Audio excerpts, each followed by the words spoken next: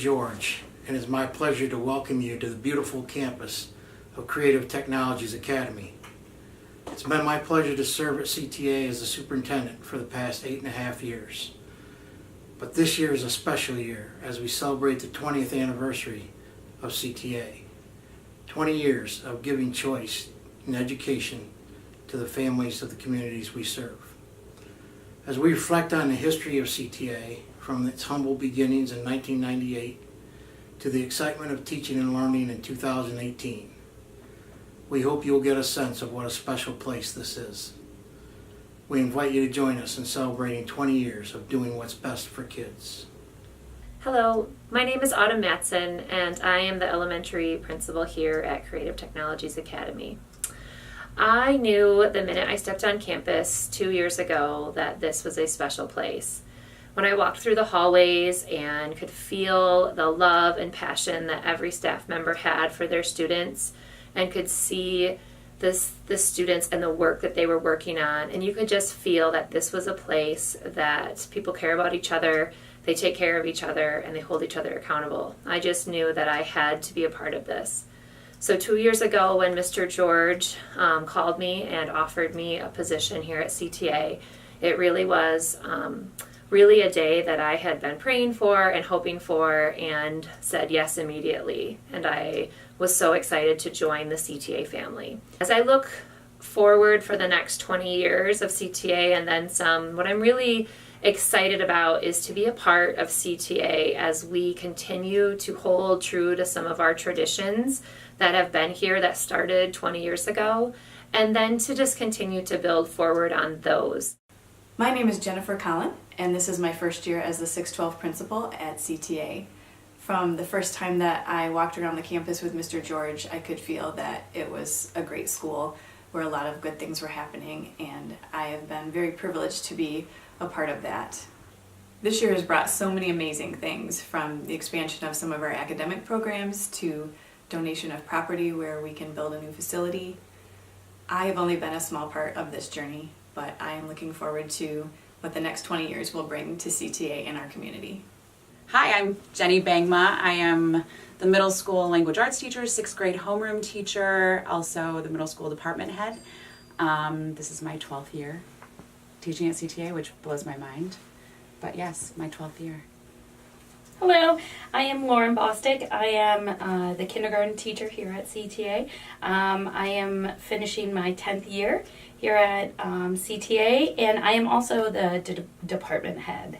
When I think of CTA, in the 12 years that I've been here, I've seen it evolve quite a bit. What I love about CTA, and something that's stayed constant, is the sense of community among the staff, among our families, and now we're growing into our community.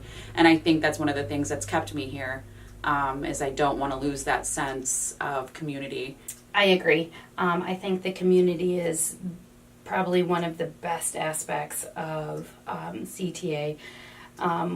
Whenever you have a kid, or whenever you come in contact with a student here, they're always your students. So I look at high schoolers and I'm like, they're my students. And so you're always just wanting the best for them, and same, that goes across the board for all the teachers. Everybody looks at everybody's students as theirs. My name is Tricia Rose, and I have been teaching here at Creative Technologies Academy for 5 years. My kids have been going here for 4 years, and I teach in the high school. I teach leadership classes, senior project, some science electives, Spanish, yearbook advisor, and department head in that building.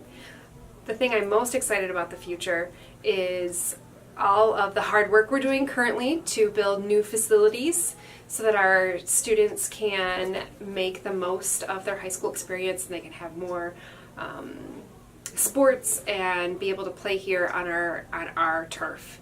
My name is Dan Clark. I'm the facility manager here, have been for 7 years. I really enjoy working here at CTA, partly because I have a real long history with this particular campus. Very familiar with it. It feels very comfortable for me. Enjoy keeping it looking good, keeping it operational. I enjoy the camaraderie with the teachers and staff. My history goes back about 40 years when this campus was new. So I have a lot of emotional feelings, I guess, with the campus. So it feels like my second home. Hi, I'm Rob Coxon. I wish I could be there with you today celebrating 20 years of education at CTA. What a huge milestone. I became involved in 1997 when Dr. Coxon asked me to write the technology section of the proposal that was approved by Fair State University.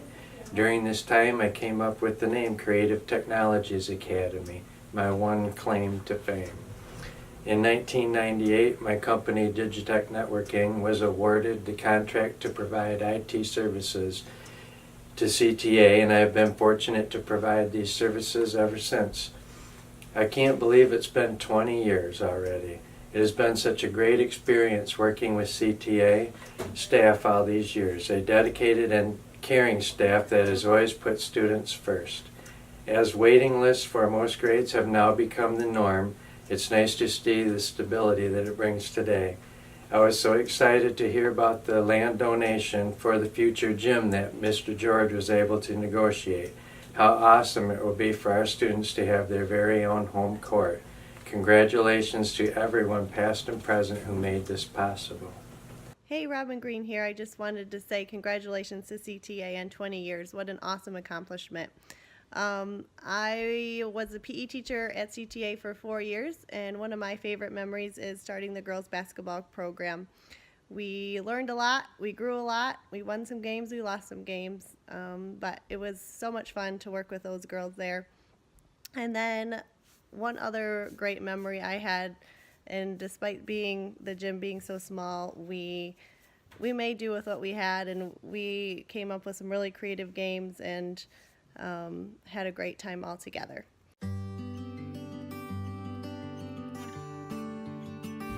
From all of us at MAPSA, congratulations, CTA! Go Chargers! We're really proud of you. All you have accomplished in 20 years, you are world changers. Congratulations.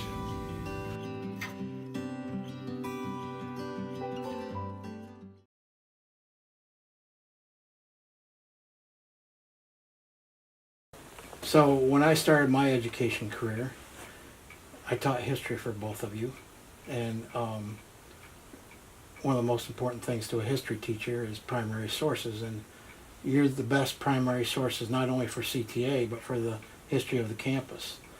So tell us about that connection with the campus as a whole, and then what was your vision for starting a charter school? Well, 50 years is a long time, but it goes by very fast. Yes.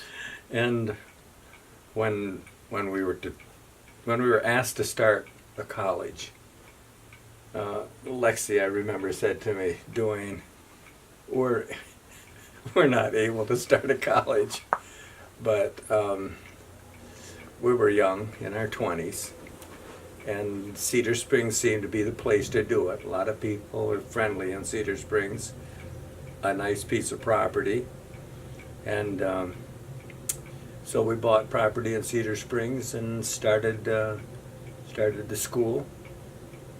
1967, right? 1966 we started Okay. the property. I mean, we bought the property, and then 1967 we built the first building. And you were there. You helped us put the roof on. You were a teenager. Just a teenager. You went back to college, went back home and got your college degree, and you came back and taught history for us. And so you're one of the old timers now. But those days, Dan, you've got all your stories you can tell too. I mean, when we built the buildings out there, we didn't have a sewer in Cedar Springs at that time that could reach out there. We had to put our own sewer lines out. We had those buildings, building them. We had no money. So we went, and remember we tore down barns when they put the new highway through. They had to go through the farms, and so they gave us the barns, and so we took the students, and And they helped us tear the barns down. So you go in the chapel there, the auditorium now, and you see you look at the ceiling, and you see all of the different barns there, where the red barn stopped, where the oak barn started. And so people that don't know that don't realize it, but it was a labor of love, really. I remember my friend from Grand Valley State University, Dr. Sandro, said to me, Dwayne, you know, you've got buildings here and they're certified for educational purposes. You should start a charter school. I remember saying to him, what's a charter school? And of course there were only just a few in the state then, and Ferris was just getting into the market, and I went up there and talked to them, and they said, yes, we're giving charters out. And so they gave us their requirements. And what year was it that we started? 98. 98. So I want to go to when you started the academy, the name Creative Technologies Academy. I get questions all the time. Why is your name Creative Technologies Academy? So again, I'm going to the primary sources here. Either one of you can answer that. Okay, we had to have a name first, and our son Rob was into IT. He's a Microsoft engineer, and we knew that we couldn't get a charter without having something that was unique. And so when we went to Ferris, we had some contacts there. We felt like that if we would emphasize technologies, that we might have a chance to get a charter, because they were really competitive giving out charters at that time. And so Rob, being in IT, he said, you know, we could go into a computer-based program, and he really named it. He said, let's name it Creative Technologies Academy. And I think way back then, we were the first public school academy that had computers for all the students. I mean, it was kind of sensational, and then we had the technology. Actually, we built on the fact that we had 4 solar and wind installations on the campus. So we had those technologies. We were teaching those in the early years. I want to touch on one other thing about those early years at Jordan and building the buildings. When you used real 2x4s, Yes. you know, you didn't go to the lumber yard and order a stack of 2x4s. It was the ones that came out of the barns that were real 2x4s. And that work ethic that was built into the character of those students in those years really was transformed into the philosophy of CTA with the character education program. And maybe, Lexi, you can talk on that Yeah. when you talk about CTA, but I didn't want to leave that part out, because I think that's been, you know, I've always respected your vision, and I've always respected her picking up after you. That is a very good description, man. I humbly accept that. So, starting a charter school isn't easy, even today, even though there's lots of things that the government has done to try to facilitate it, and the state has done, but there were several obstacles you had to overcome in those early years to even start the school. So, Lexi, you want to talk about that? The first one actually was that Ferris State University required that we start with grades 7 through 12. That was one more of those uniquenesses that we needed to do. That was an enormous challenge, because when you're starting with grades 7 through 12, you're not bringing up your own students.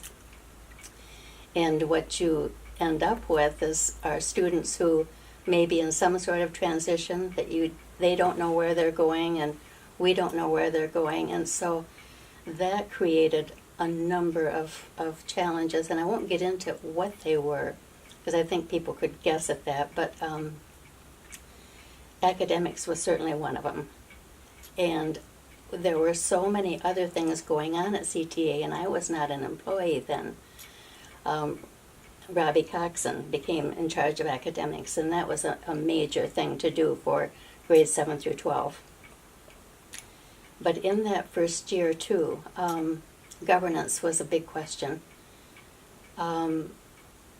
Management companies, charter schools were brand new in Michigan. They'd only been around 2 or 3 years. And so a lot of them had management companies for profit.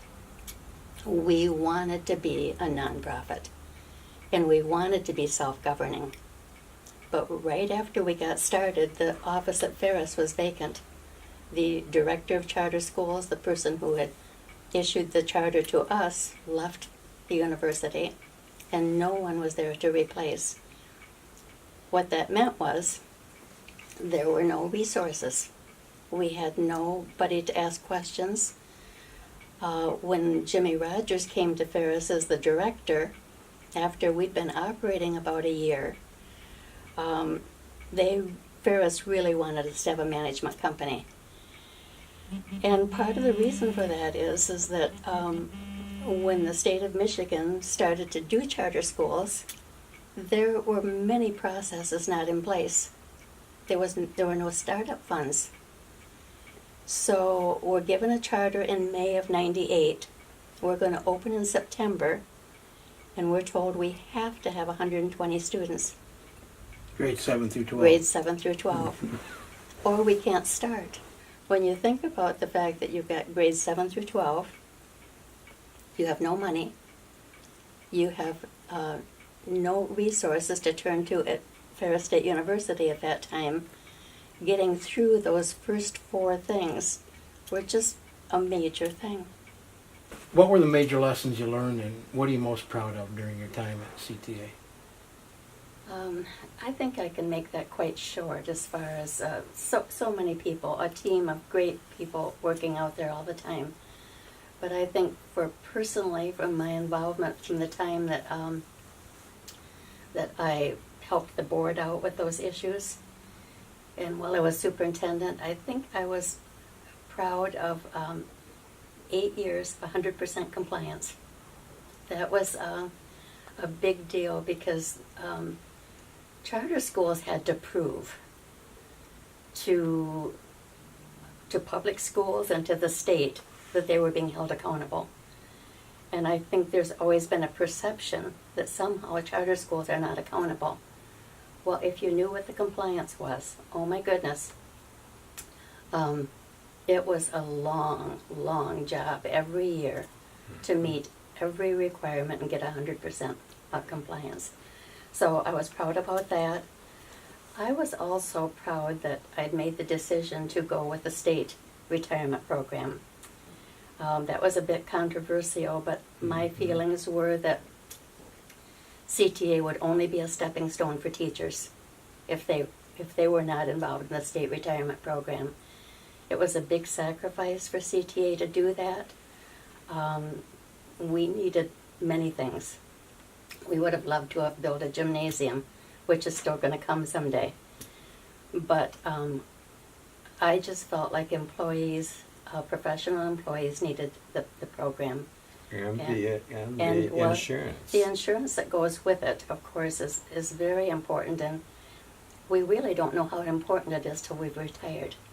And then we really do know how important it is, and we've been very, very privileged to be a part of that. And I think my third thing is that we were allowed to continue self-governance as a nonprofit and not have a management company. Those are my 3 things. Awesome. I think so too.